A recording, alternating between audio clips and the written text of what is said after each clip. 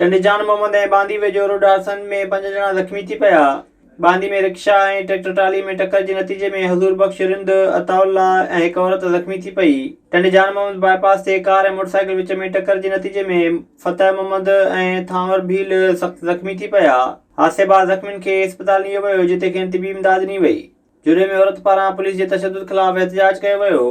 आशिक़ colony जी रहवासियुनि औरत गुलमानू इल्ज़ाम वड़ींदे चयो त संगा वधी तकरार तां ॾेरनि तशद्दुद कयो, जंहिंजी दांह खणी थाणे ते वई त पुलिस मथां तशद्दुद कयो। हुन अपील कई त नोटिस वठी इंसाफ़ कयो वञे। गुडू पावर हाउस जे मुलाज़िमनि पारां इदारे खे खानगान ऐं यूनिटनि जा लाइसेंस रद्द करे बंदि करण ख़िलाफ़ एहतिजाजी मुज़ाहिरो करे धरणो हंयो वियो। शम्सुद्दीन सोलंकी, ख़ादिम हुसैन बोर्ड ऐं ॿियनि चयो त पावर हाउस यूनिट सां केतिरनि ई पोरियतनि जो मुस्तक़बिल सलाड़ियल आहे। संदनि चवणो त पावर हाउस खे खानगान वारो अमल कंहिं बि रीति बर्दाश्त न कयो वेंदो। मुलाज़िम चुतार ॾिनो त सरकार पंहिंजो फ़ैसिलो वापसि न वरितो त एहतिजाजी तहरीक वधाई वेंदी। शहदादपुर जे शहर ने चोरियूं रोकराए अमन बहाल करण जी अपील कई आहे। शहर जे मकराणी पाड़े अब्बासी स्ट्रीट जे हिक ई गिटीअ में घर ऐं दुकान जा ताला तोड़े चोर रक़म ऐं सामान ॿुहारे विया।